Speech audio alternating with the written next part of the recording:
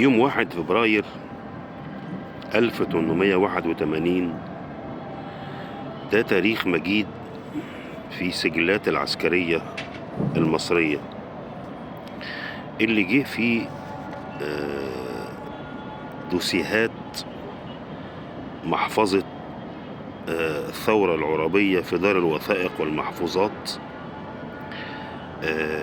الدوسيه رقم 381 بيقول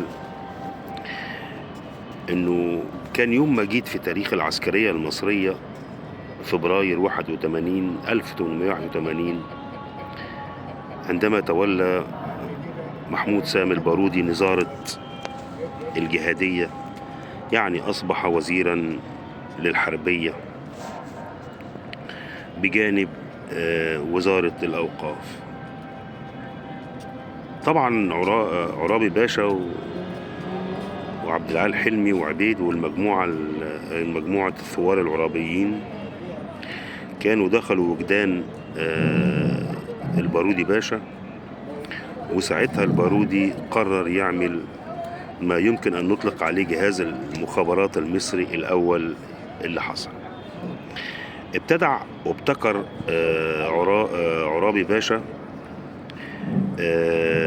وطرح على البارودي أفكار كثيرة تتعلق بمطالب المصريين.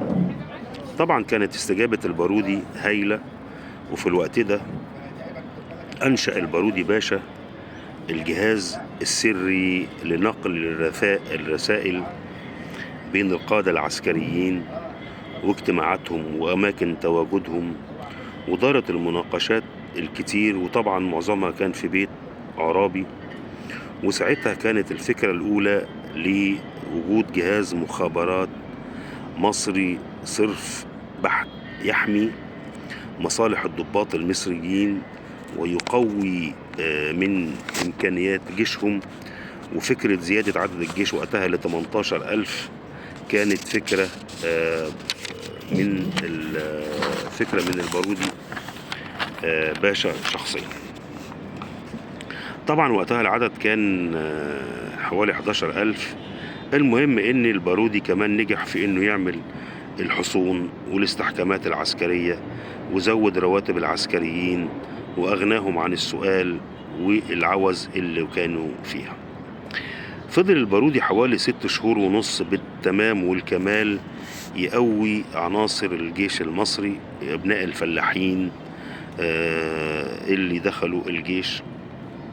وفي نفس الوقت كمثقف كبير وشاعر عظيم كان يدرك أهمية وجود دستور يحمي مصالح الشعب المصري. لكن الخديوي كان بيتضايق من البارودي ووزارة الجهادية أو نظارة الجهادية في ذلك الوقت، التي تقريبا أصبحت تحت سيطرة العرابيين بالكامل، لغاية ما جه الخديوي ويوم 14 أغسطس 1881 وأصدر قرارا باعتقال البارودي وتحديد إقامته في قريته بهدف قطع الصلة بينه وبين العرابيين. ووقتها كان رد فعل الثوار العرابيين هائل وكبير وقوي، وخصوصا بعد أن تفنن داود يكن الجركسي صهر الخديوي الذي تولى نظارة الجهادية.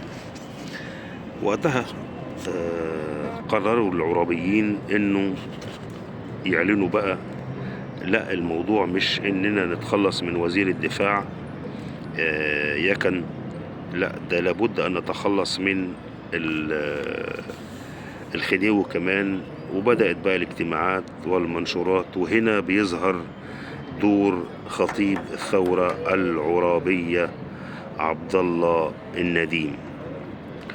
المهم جاءت بعد كده يوم 9 سبتمبر 81 لتعبر عن مصالح الشعب المصري التي احتشدت في الميدان بأعداد هائلة.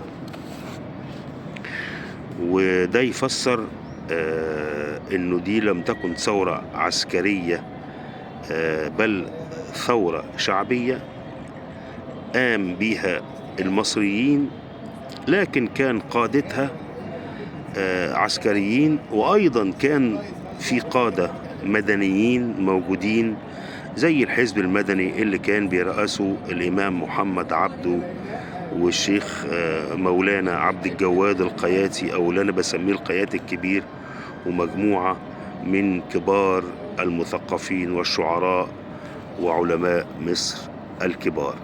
حبيت بس أعرج بسرعة شديدة على فكرة إنها كانت ثورة لكل المصريين، ولم تكن ثورة عسكرية وتمرد عسكري أو انقلاب عسكري مسلح كما يذهب إلى هذا الرأي بعض المؤرخين. وطبعا مقامهم محفوظ ورأيهم مقدر، ولعلهم أرخوا للثورة العربية بعد نكستها وهزيمتها